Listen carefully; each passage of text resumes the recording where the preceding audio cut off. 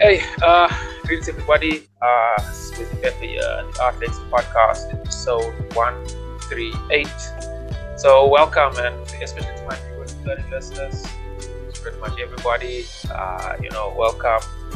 And yeah, man. Just before I get to today's guest, man, remember I'm working with Mustafa Dinard on Global Sports. So check out that channel. And we also recently started another a podcast called Political Animals. So that's pretty wild. We have the elections coming up fucking everywhere actually. And there's a lot of crazy stuff which was happening in Israel. So we're talking a lot about that. So it's just basically guys just giving their opinions. So and if you follow this channel, you kind of know where I stand on most of those cases and stuff. So yeah, check that out, man. It's really some dope stuff, and very creative shorts as well. And big up Mustafa for that. Yeah, man. And just in closing, yeah, if you're in the southern hemisphere, change of season. It's actually the weather is quite lovely here by me today, so that's a break. That's a that's a change. But yeah, enough of the weather report and all that. Let me get to the today's guest. So this brother is celebrated. This is the time on the platform. Philani A Nyoni, aka Pan, author of many books, also a multi-award winner, all the way from Bulawayo there in Zimbabwe. Is part of the world. Well, he's there now. But we all know Philani had a very, very strong opinion on him. I also remember the book Fulcrum and like an overall artist and creator. I remember the cover was too dope. I think we spoke about that on a previous episode on how the cover became a viral sensation, which was just fucking great stuff. So, but today we're going to talk about his new book called The Testament of Black Jesus. My brother, good morning and welcome. Thank you. Morning, Wiz, all the way from sunny Bulawayo. We also have great weather, probably better than yours.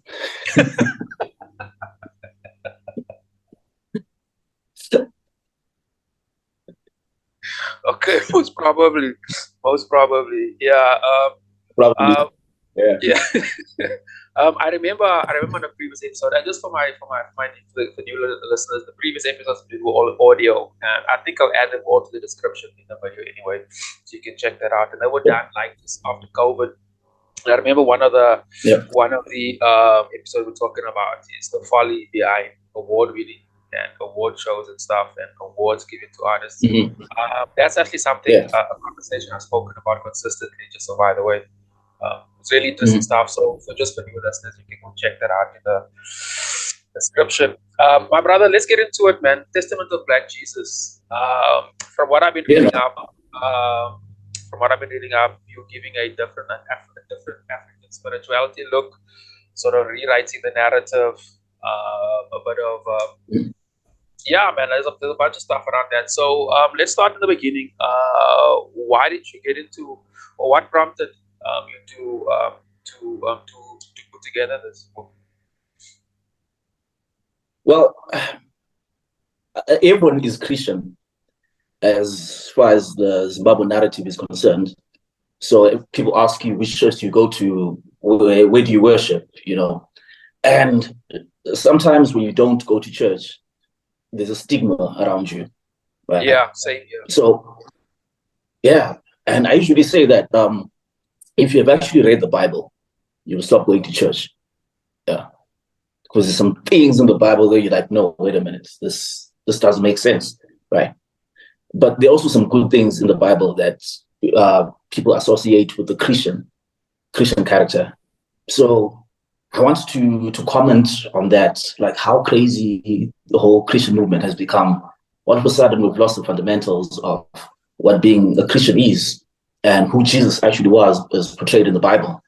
So my idea was to strip away all the miracles, all the salvation, all the heaven stuff, and just deal with Jesus as the Son of Man, the human being who actually walked among us, who had all these wonderful teachings and who spoke these fundamental things that are fundamental to human relations and being alive and coexisting with each other, which is basically Ubuntu. So that's how I came to circle back and set it in Southern Africa. Okay, tell us a little bit more about that. So you're saying if you're removing the miracles and all that, so what narrative, so what story are we left with, and how are you looking at it? How are you writing about it, or what you're writing about? So what we're basically left with after we remove the miracles, we're left with a rebel, a guy who stood against the colonial authority, which was Rome. We're left against a guy who stood against dogma, which was the way Judaism was carried out in those days. He was a Jew, but he didn't like the way other Jews practiced. Right. We're left with a guy who preached Ubuntu. This is a guy who said, "Do unto others as you like them to do unto you," which is basically Ubuntu. So I just wanted to circle back to those fundamentals. And once again, this character gets killed. I mean, spoiler alert, it's sort of Jesus. He definitely got to die. So Jesus dies not because of to save us or for our sins or anything like that, but Jesus dies because we hate what she is saying. Yeah. So we hate what she is saying. We hate that she's telling us to love one another. She's telling us to not accept what the powers that be are imposing on us. So we kill her. We crucify her again. So Black Jesus is a woman. Her. Yeah, I mean, I thought, like, why not? So explain to that, like, how Why did you, not?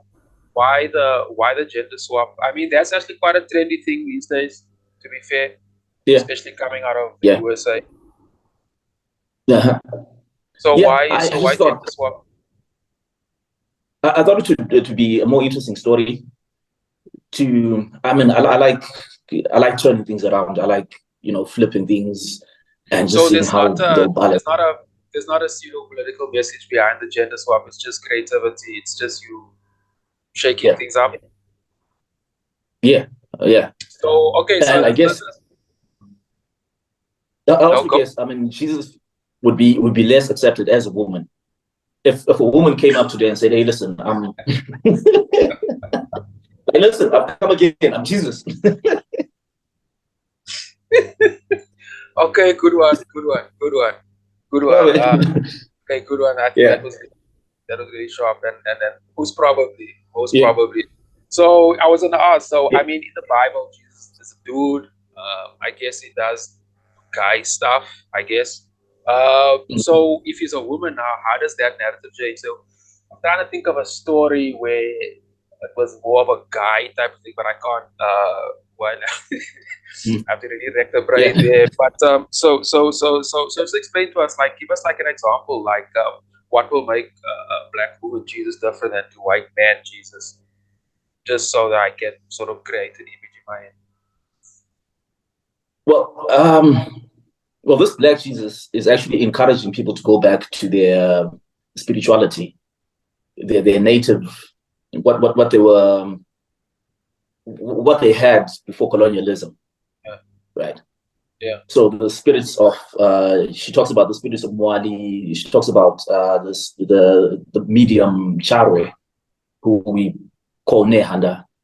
She talks about all the spirituality that was happening in the Matogo district, and she says, "No, wait a minute. When you guys won this country from colonial rule, were you praising this God that you're given, or were you praying to the God Umvelingani, Mwali, the spirit of this land, right? So what has changed? Why are we now going to this Christian God when we are? I guess it also touches one of those, the major themes of this decade, the post-colonial narrative of decolonizing. So we need to decolonize our spirituality as well. Yeah. That's the direction she was taking. That's actually pretty fresh. And actually, there's so many things we can unpack there. Starting off Mhm. with I sort of get the gist that, like, this has got nothing to do with the traditional biblical Jesus. It's sort of a reimagining Mhm. of it, like you say, a black Jesus that takes a woman. And Yeah. if you say something interesting about decolonizing, are you talking about decolonizing religion or spirituality or both? I think religion is the poison, because religion is just a set of rules. So one of the problems I was dealing with this text is religion in itself. How you have this one you have this one guy, this Jesus that everyone claims to be following, but everyone has a different interpretation of Jesus. You have all these denominations. So is the religion is the problem as far as I'm concerned, and in this text. Spirituality, on the other hand, is what we try to go back to say, hey, listen, guys, why are we doing all this A, B, and C? Right? Let's stick to the core message, right? Because it's not only Jesus who is preaching this message of love and Ubuntu. Across all religions, you find the same thing, Buddhism, and across the world. These guys are just saying love each other. Just preaching love. But why are we putting all these restrictions and divisions between us? Like, okay, you're going to go to hell because you worship the same God, but you worship one another. So just basically going back to the fundamentals of the spirituality. I think you hit the nail on the head. I think you hit the nail on the head there. I think I don't even, because that's how she dies. They put a nail in her head. Does she get crucified? Yeah, she gets crucified. But she gets crucified like a Romanesque type of way, with the hands stretched and the feet dangling and that type of thing. Yeah, she gets crucified like a witch. So in my research, it turns out witches were killed through impalement and a nail in the head. So so she does end up on. Tell us a little bit about that. Tell us about dope, man. That Philani, that's fresh, my brother. That actually leads me to the next one. So tell us a little about the research that you did do before writing. What were you reading? Who were you reading, etc. I read a ton of stuff because I wanted to. I like experimenting with poetic forms. And my other book in 2016, I did sonnets throughout, Shakespearean sonnets. And my first book, there's all these different styles. So I wanted to do an epic. And like when I started working on Black Jesus, I said, well, no, wait a minute.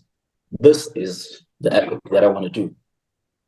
I want to make an epic out of this. So I started reading the epics. I went back to Homer, the Iliad, the Odyssey. I did some stuff with the Epic of Gilgamesh, John Milton, Paradise Lost, and Dante with the Inferno.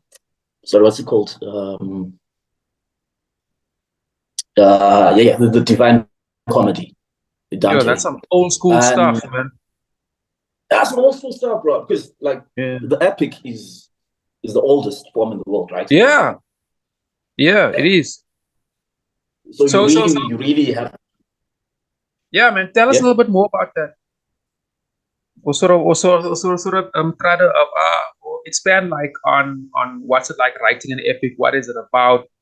What's your interpretation of it, and so forth. Yeah. So an epic is basically one long story told in the form of a poem. So it's basically one long poem telling the same story. And that was fun. So you look at guys like, Homer is a bad example because there are a lot of interpretations Homer used to write in Greek. So sometimes the translators do whatever they want with it. Sometimes they rhyme, sometimes they don't.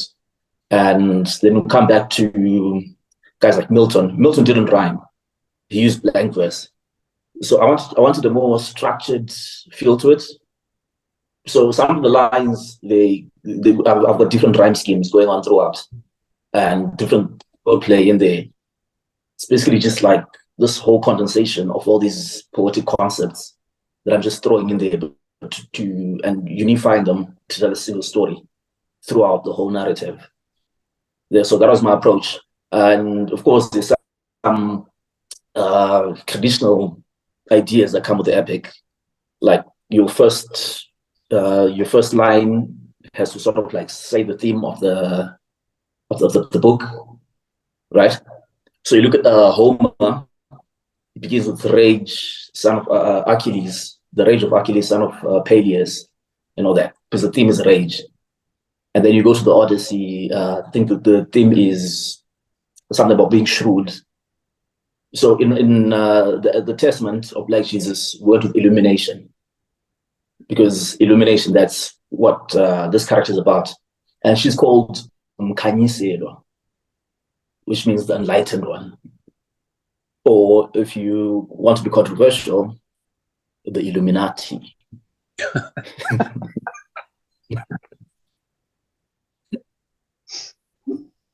Okay, I didn't see that one coming either. I didn't see how that. Just a quick point on like the whole thing of Illuminati. That word has taken on like such a different form, like post 2020.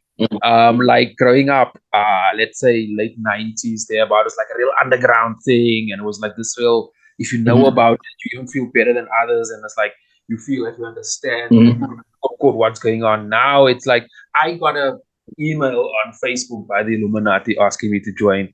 So I don't know. I don't know. Yeah, I just I just feel that it has taken on a different shape. Yeah, it's just taken on a different shape and form. It's actually quite interesting. Do you reference it like directly in Testament of Black Jesus? No. Is there a reason for that?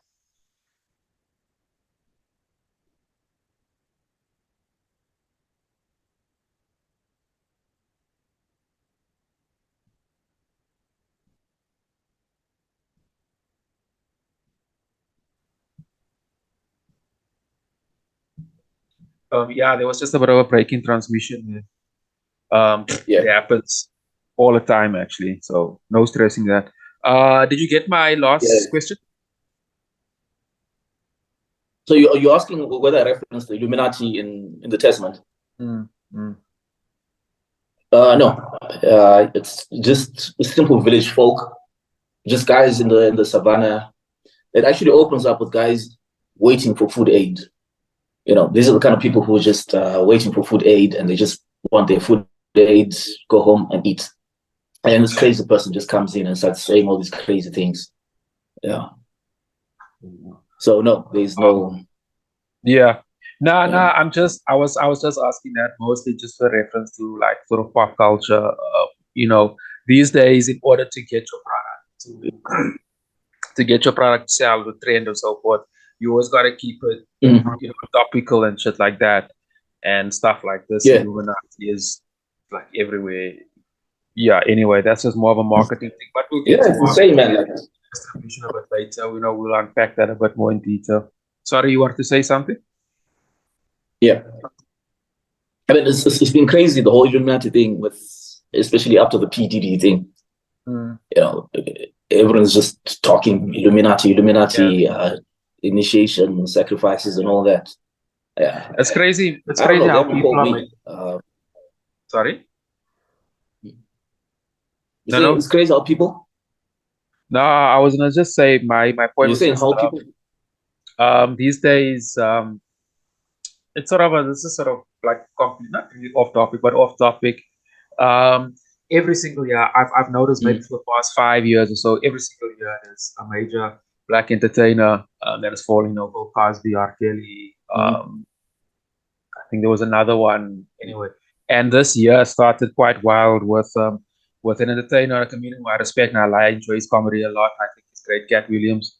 But when he did that that podcast, you know, if I must be really critical about it, you just went after black people. I didn't like that. It's as if we, this group of corrupt, devil worshipping, pedophile type of shit. I don't like that narrative at all, really. Whether it's true or whether it's not true, I don't know. I don't actually care. But I don't think like every single year there's another like black pillar of entertainment industry that has fallen. And that actually I also find there's a big anti-male like narrative attached to that, and I don't like it. But anyway, let's get back to let's get back to Black Jesus. So with all these I would assume that in writing this and sort of being in this headspace, you have to be in a certain, I guess, spiritually, you have to be in a right space. Mentally, you have to be in a right space. Tell us a little bit about that, man. Tell us a little about the processes of, for example, like how long, when did you write it, how did you write it, and spiritually, how were you, and so forth. Yeah, it got crazy. I love reading up on stuff. I have a problem where I like to see the nuts and bolts of things. Like I'm almost ADD kind of guy. Yeah. So I think that's why I write like poems and I want to make them a perfect square. They need to rhyme like this and that and that and that. And then, so I research a lot on other people's ideologies and religions and all that. So I found this common ground. And it took me 6 years to actually piece it together.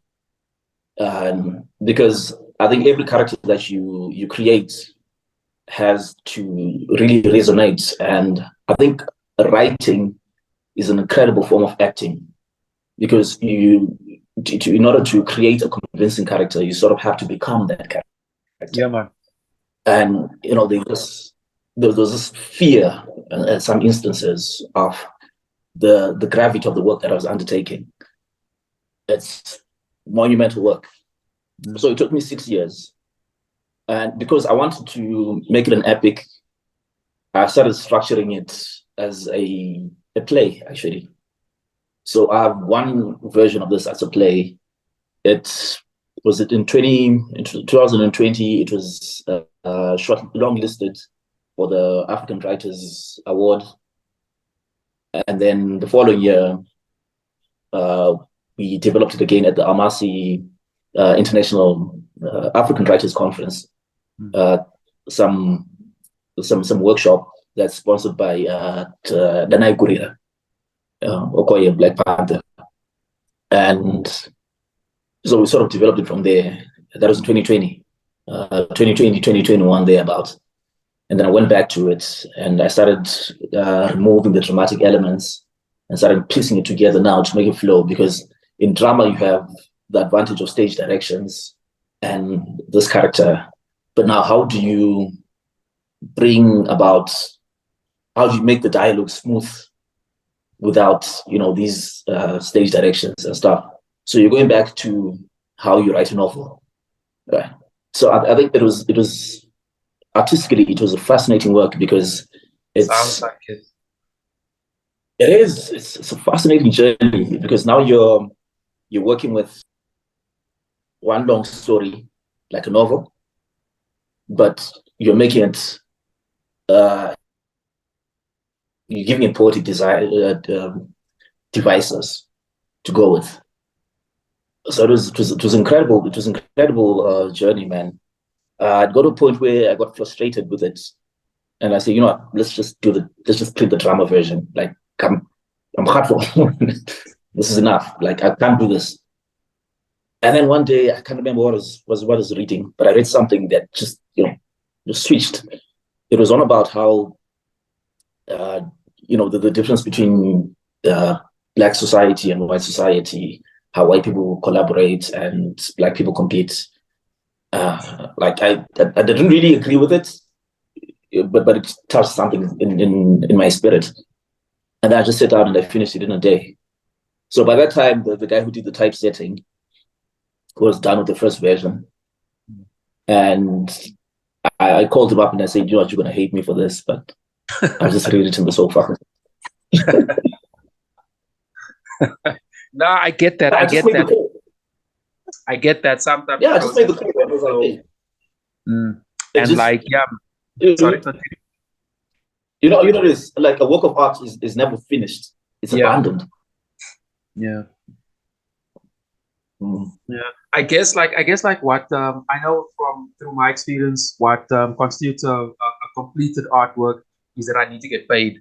So I need, because at the end of the day, the book needs to, or the product, or the artwork, or whatever needs to get put out there. Capitalism, bro. Yeah.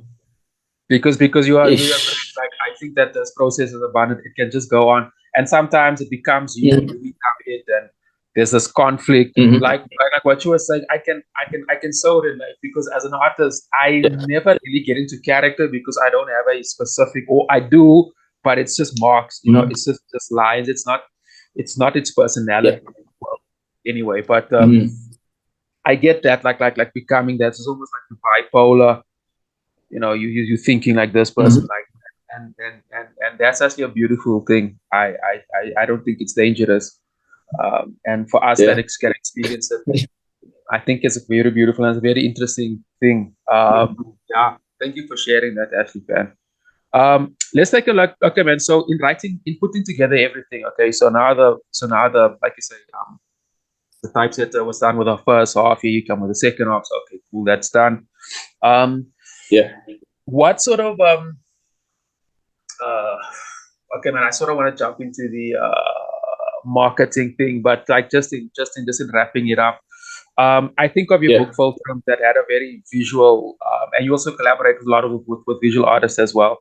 Is there a visual aesthetic? Is there something? Is there actual conceptualization of like a female Black Jesus? Is there any? Is it just straight up text, or is there any other form of collaboration with visual or graphic designers?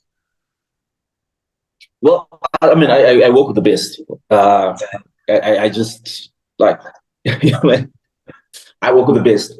And one of the things that I'm grateful for. I love that. I mean, you just have to. You have to, man. I love that. One of the things that I'm grateful is that I have access to all these wonderful people, these amazing artists that I admire, and I can collaborate with them like almost any day. That's something I'm really grateful for. So I worked with two artists on this project.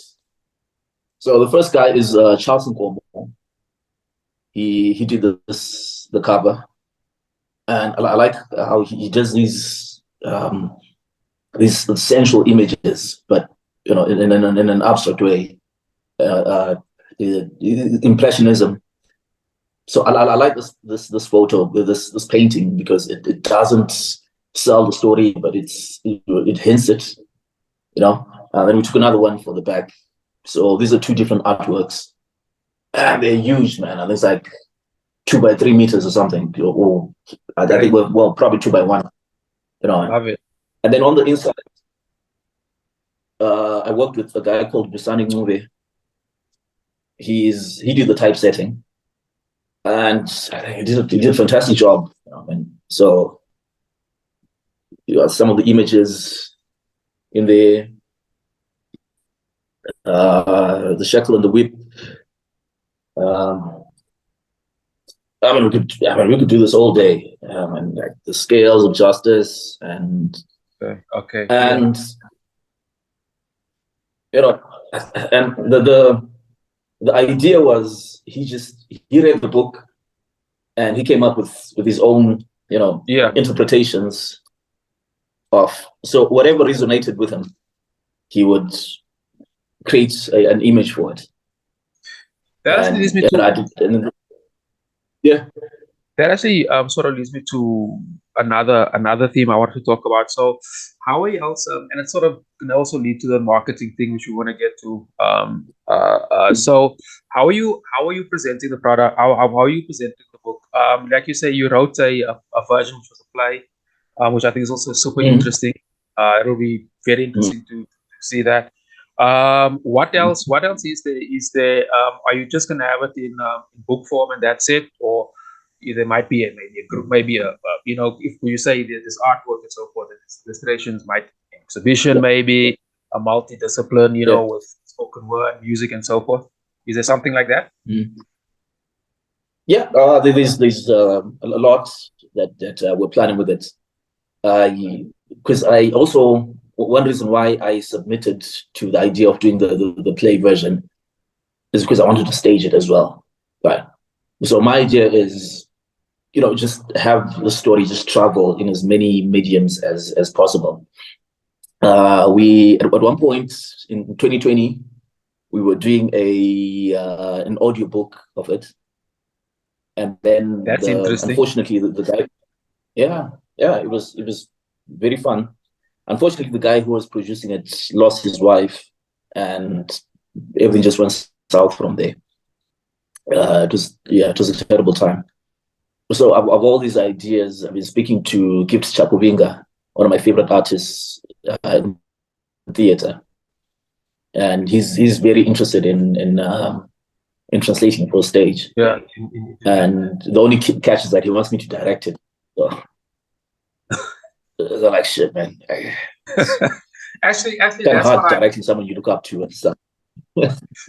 Yeah. There's a lot of power dynamics there. It can become, it can become Yeah, complicated.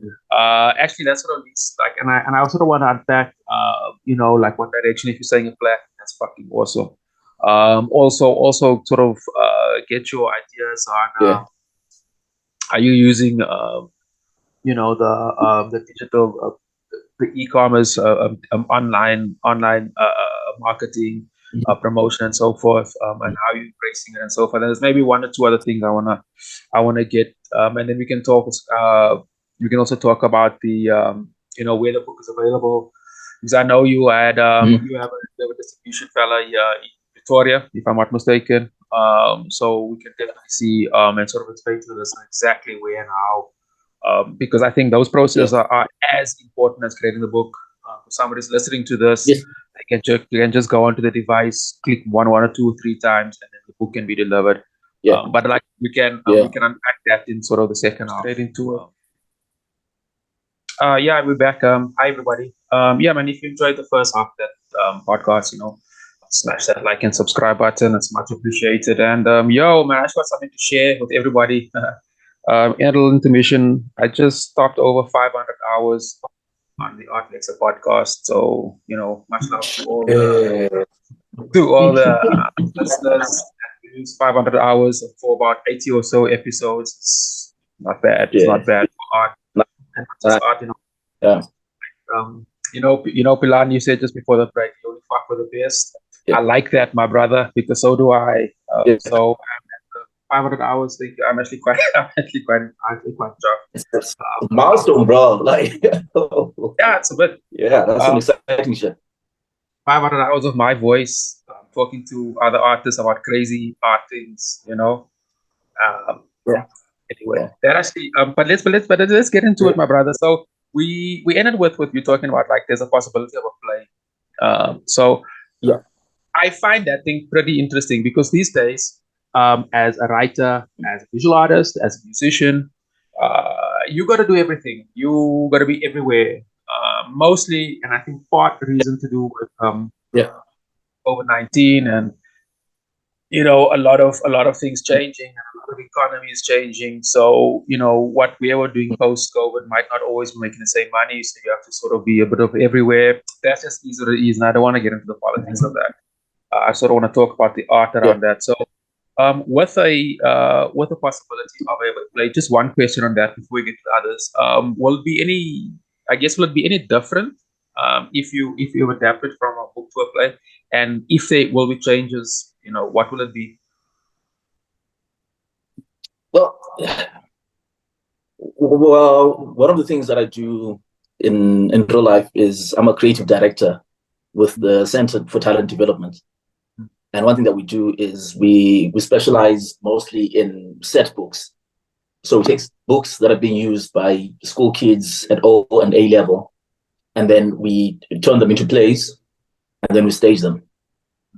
So I think from speaking from that experience, I think we're going to have a lot of fun once the process has begun. Yeah, In that, a lot of things look different visually and on the page. So for the longest time, I had this idea that the poems that I write for the page, I don't put them on stage, and that has been my theory all along. But I sometimes like get it. these crossovers, and that because like what you do on the page, you can do a visual pun where like maybe you use homonyms, and it looks like a pun on the page, but it's not. It doesn't sound like a pun, right? Maybe use words like minute and minute in different lines, But when you look at it, you're like, oh, okay, minute hours, like isn't hours possessive, Yeah, and I get then it. minutes, hour, just playing with things like that. But when you put it on stage, then you have to convey everything. Everything has to be received at once. So I think we're going to have a lot of fun doing that, and the So process will inform what comes out. yeah, man, that actually. So another question on that. Because it needs to be more visual, right? Is there Yes. in the creative process? Are you sort of leaning to make something a bit more sensational? Given that, like, because look, I'm coming from the fact that like we're living in a very visual let me just say age, given like with Yeah. Instagram and social media and so forth. So people, you need Yeah. eye candy constantly. So, will there be Mm-hmm. some change? For example, will Black Jesus be an attractive Black woman, for example, big breasts, big butts, so forth, and that type of thing? Will there be elements like that? Well, I can't speak to the production yet because Oh, yeah. we might even Okay. make it a one. Yeah, Okay. we might even make it a one hand. Just like for example, in 2019, I did was it some of the cantos? I think it's um, from the Baptist, so that should be canto 4, canto 4 up to 5, 4 and 5. I performed them at the Harare International Theatre Festival. It was just one hander, one man on stage, and it worked like that. Yeah. So yeah, we're gonna have a lot of fun with the creative choices over there, and yeah, but no, I'm not really looking for something sensational. I don't sell controversy. Some of my work may be deemed controversial, but I'm not about controversy, man. I just think sometimes you just got to go the extra mile and go to uncharted territory. But I'm not going to do it for the sake of sensationalism. I think funny story. This one day, when I had the proof copies, I had one copy of Black Jesus in the bar, and then this lady comes along and she says, "Oh, this is blasphemy and all that." I'm like, "No, but you haven't even read the book." So she gets very aggressive and she steals the book. She actually takes it and puts it in the handbag. So I'm sitting there like, okay, this person just stole my book. I've just been robbed by a Christian.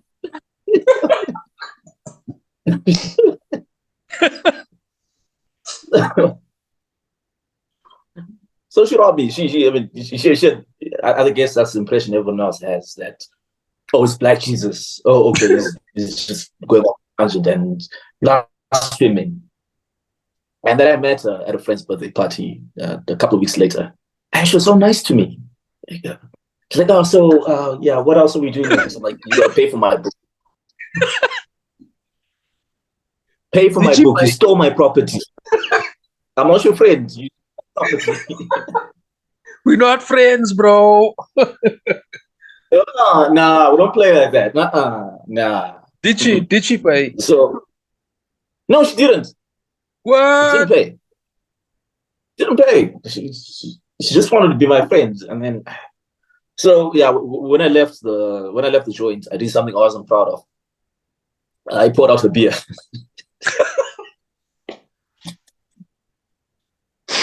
Okay, well, yeah, no. I'd actually be pretty pissed off. I'd be pretty pissed off. That's actually quite arrogant. That's fucked up, actually. Yeah, unfortunately, for everybody outside of the continent, Christians here are hardcore. Some of them they get shit way too far, and as you say, they will even steal or beat you if they don't agree with you. Personally, I avoid people like that. Unfortunately, it's everywhere, which is just is what it is. Nobody likes it, but it is what it is. Okay, man. So so I get that. I get that with the play, but let's jump into the whole online marketing, social media, and so forth. I mean, the point that you made there of you not going out for controversy. Firstly, that's very mature. Because as you know, pop culture is all about that. Pop culture is all about trying to create controversy and then for profit.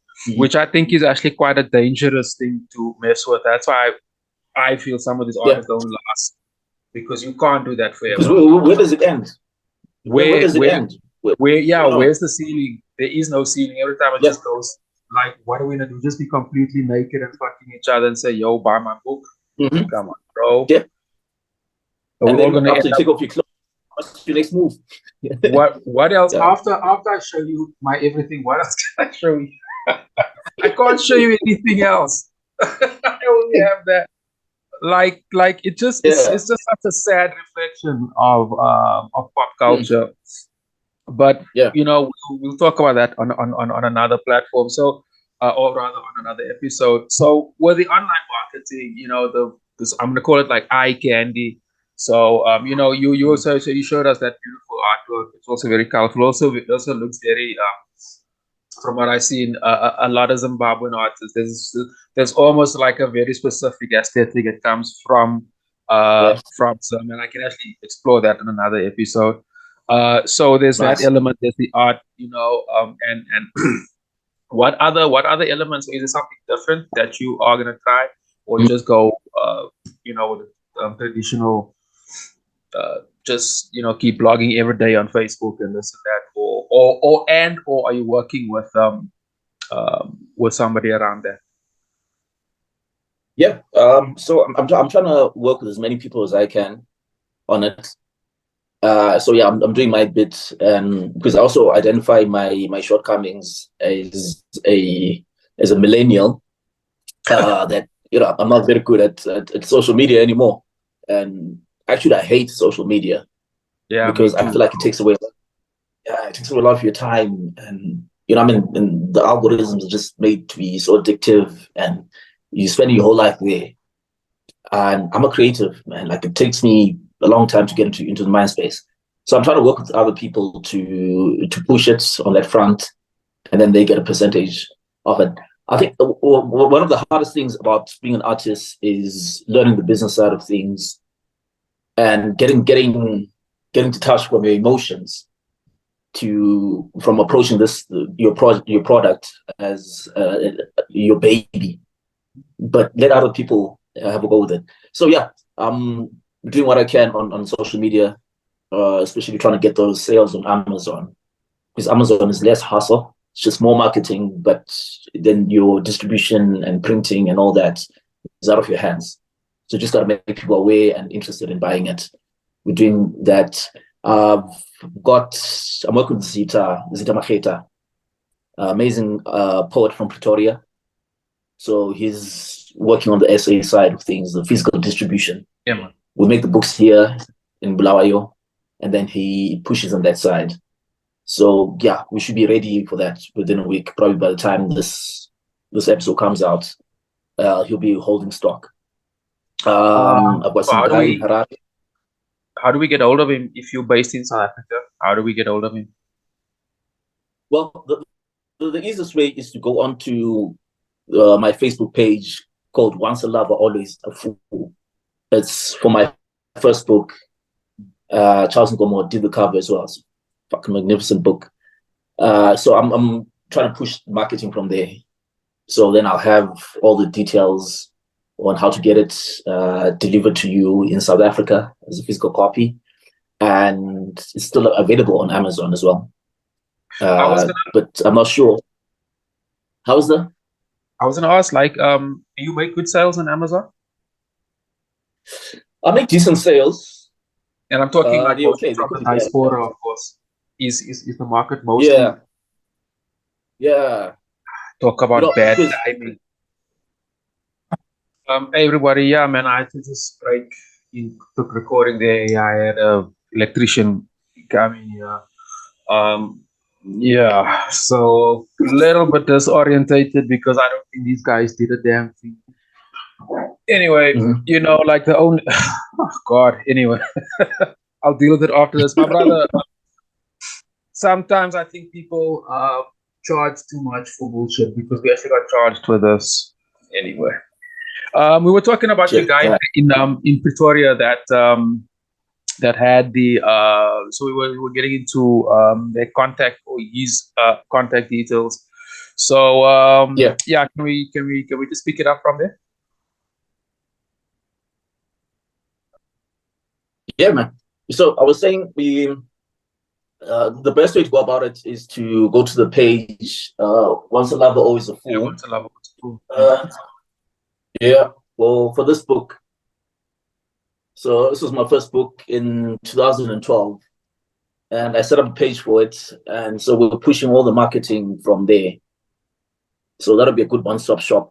Or my personal account on Facebook, Philani A Nyoni, and yeah, so then it will be easier from there to Well, I check mean, it out. Otherwise, the stuff is yeah, available on Amazon. yeah.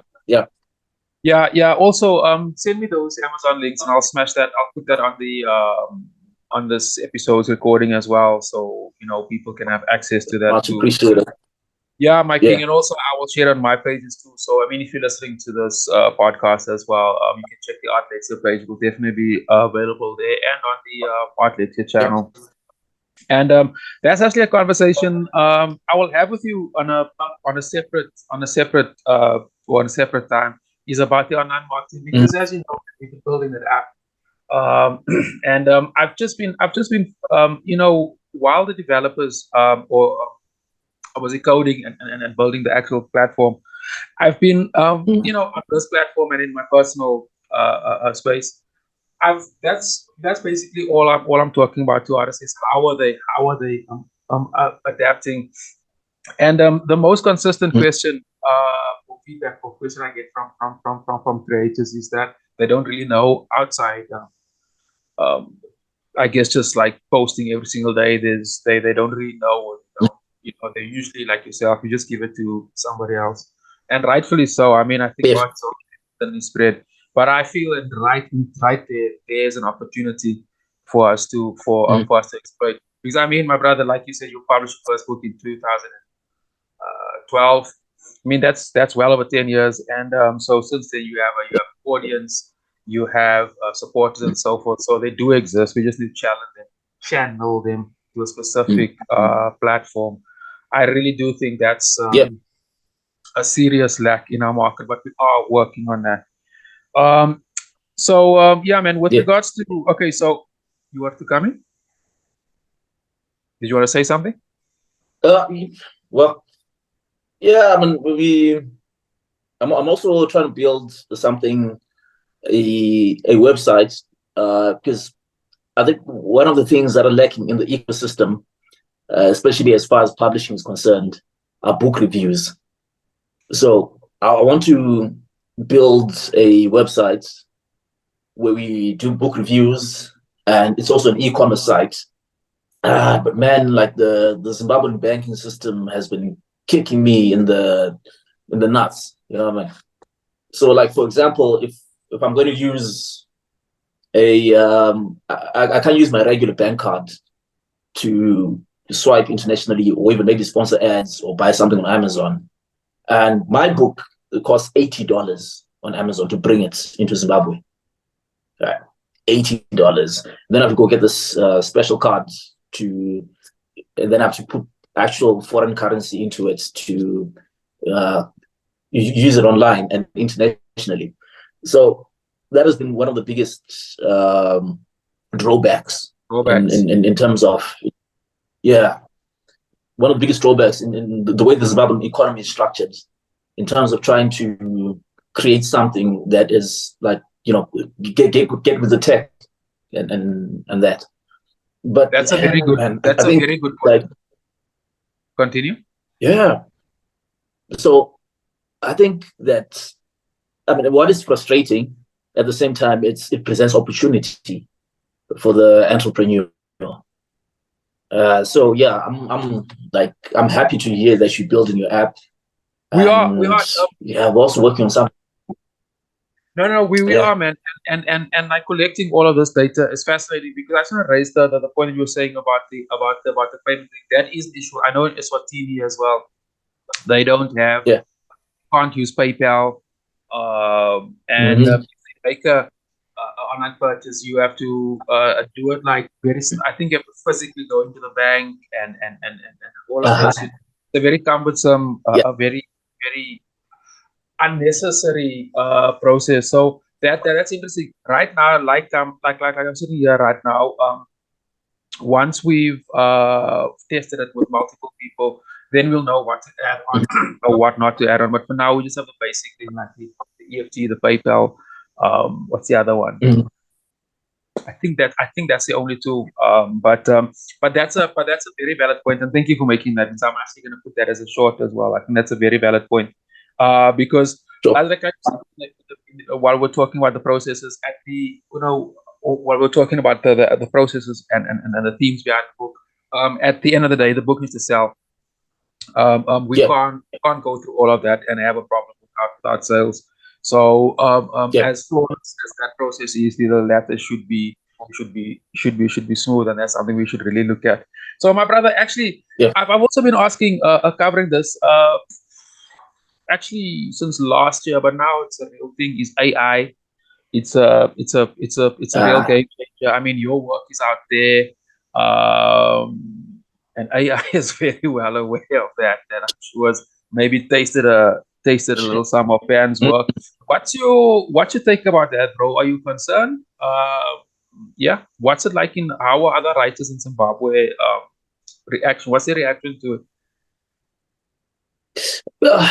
I think, well, there are two camps.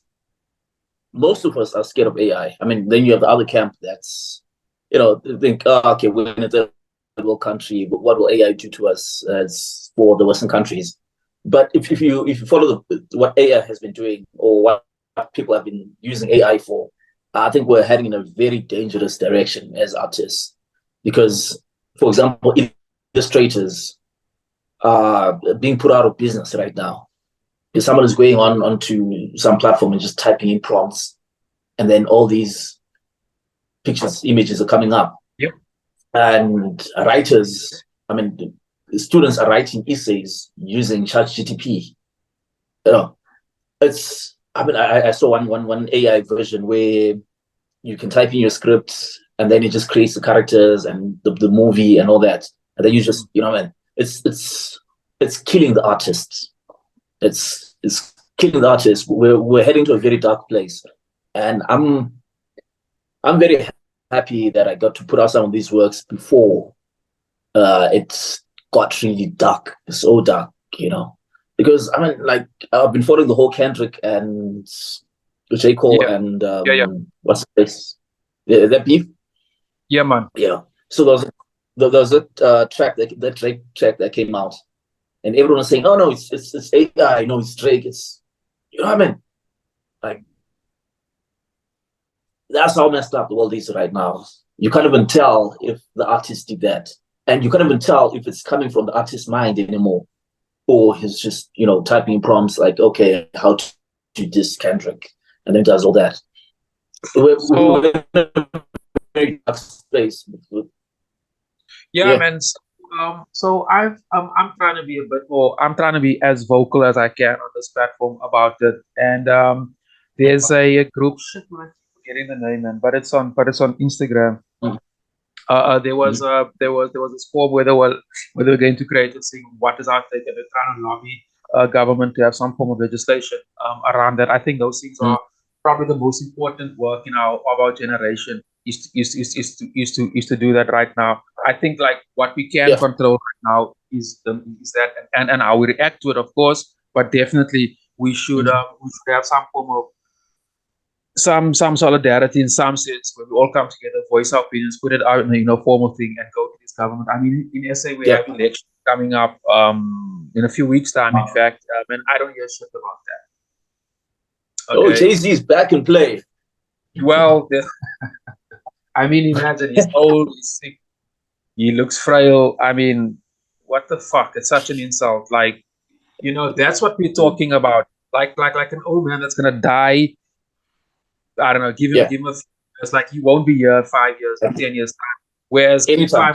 I'm time, our role in reality, and that I find deeply problematic. That's why I try to voice it as much as I can on this platform. And Yeah. so yeah, man. Like I actually posted just a closing point on that. over the Easter weekend, I actually did that form and I posted it on social media. I didn't get a single reaction, nothing, not a like, not a Shit. comment, nothing.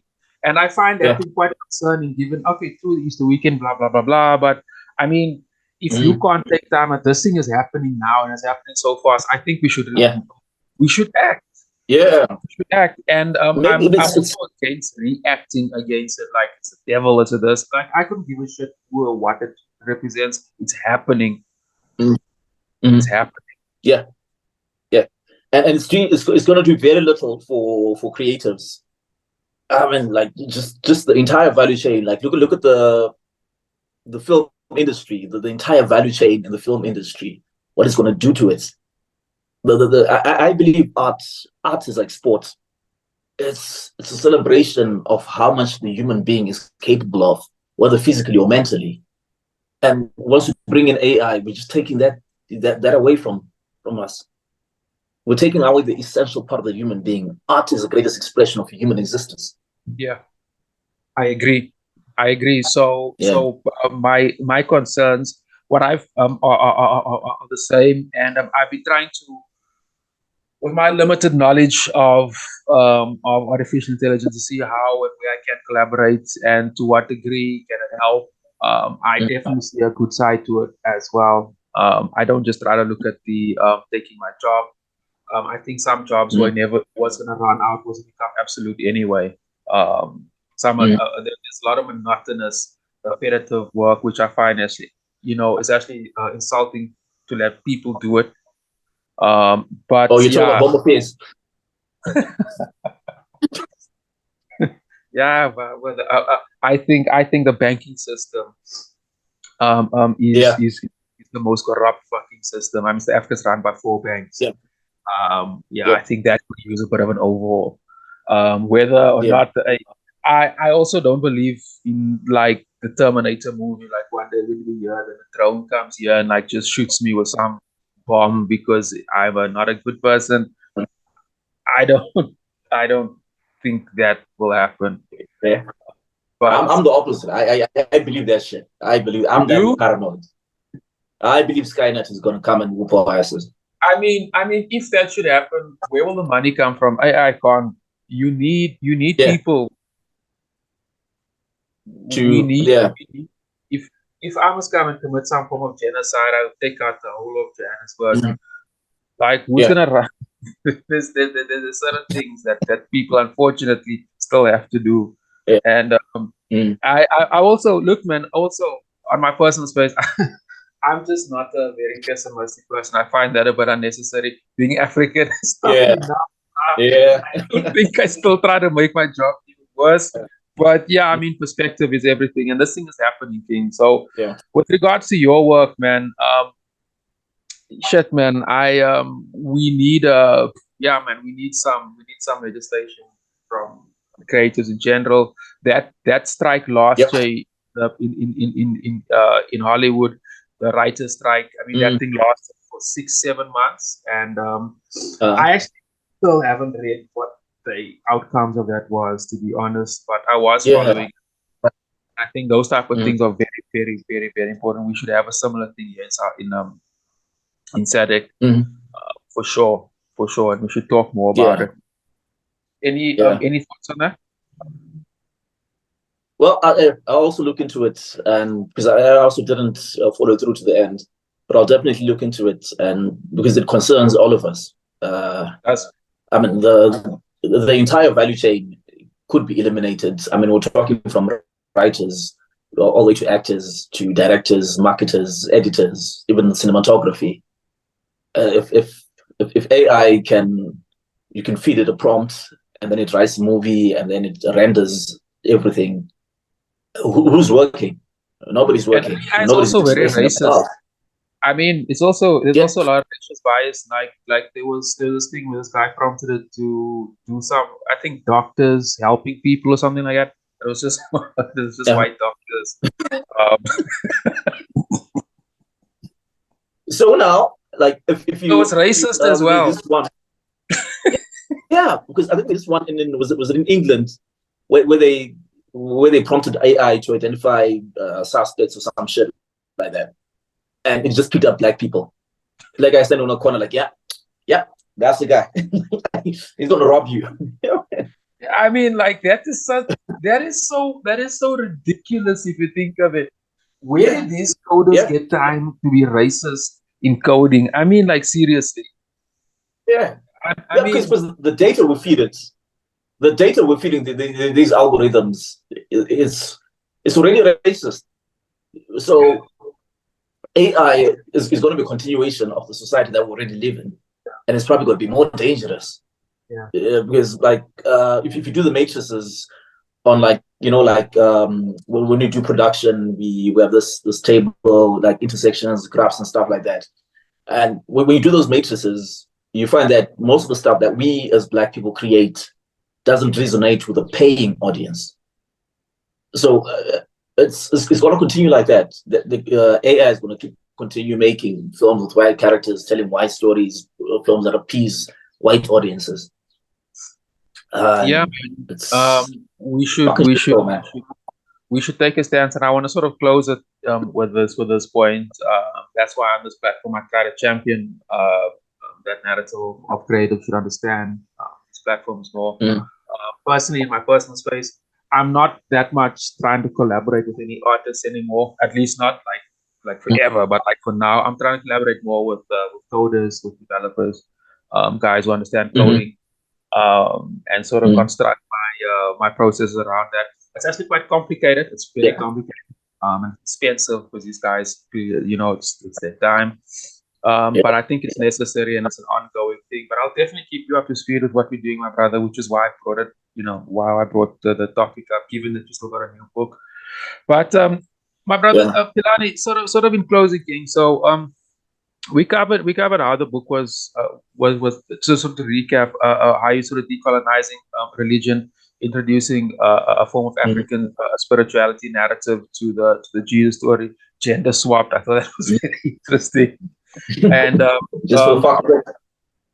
yeah, man, and like moving forward. So it seems pretty promising. So let's just leave with are there any dates in terms of like any book launches, anything marketing related around the book, which people need to know about?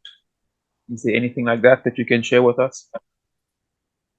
Well, as an indie creative, I set aside a budget for this project. So what I'm doing with it is I'm just developing it as it goes. So I make sales and I reprint, distribute to other networks, and just trying to saturate the market with the product and just get it as far as I can. So the more people buy, the more I develop it, the more wonderful things I do with it, and we're going to put it in on stage. We're really interested in doing the audio version and just giving it a life of its own. And there's some things that I can't talk about that are in development with some of our European partners, but it's the forecast looks lovely. And I'm just excited to see what it will do and how it will play out in the open market. I think it's a brilliant concept. I think it's very, very. I love how you sort of. I love the process behind it. How you sort of took out certain things and reimagined like the old text. Looking at as you know, I'm not a religious person. But like you. For somebody, if I must look at myself as an outsider, it's intriguing. It's intriguing. The concept, even the title, it's intriguing, and I think you're definitely right. Anybody who's anybody will pay attention just to the title, and I'm sure if you dig a bit deeper, then that's where the magic is. So, my brother, thanks a lot, man, for coming through. Thanks for the patience with the interruption with the electrician. I wasn't expecting that. As I said, I'll put all these details on this episode. So for future, it will be on the channel. So if anybody's watching this, you can just check the comment channel. And to my listeners, gain value in any of this content, I appreciate like, subscribe, and comment on all those type of things. You'll find this channel on YouTube, of course. And Philani, my brother, once again, thanks for coming through, man. Thank you so much for having me, Wes. I know we've been meaning to do this for a while. Yeah. But I think every time is the right time is always the right time. Yeah. The right time is always the right time. Thank you so much for having me. We also we work in the ecosystem here, and permanently. So whenever King. So I will publish this episode. Today is the 16th, so I'll tell you exactly when. I'll publish it on Friday. It's taking too long, but I'll publish it this Friday, which will be the 19th. Awesome. So it will be the 19th. Yeah, that's good. So, and I'll definitely get you up before that, or once it's live, and with the marketing and everything around it. So enjoy your day, my brother. Enjoy your day. Take it easy. Enjoy that great weather in Zimbabwe. And yes, Bulawayo. The sunniest skies in the world. Sunniest Better skies. city ever. Yeah, man. Yeah, we can talk about that in another time. I would maybe argue. Yeah. You argue I'm here that. for that smoke. My king, it's always a pleasure. Thank you so much, Wes. One love. The same here, brother. Have a good one.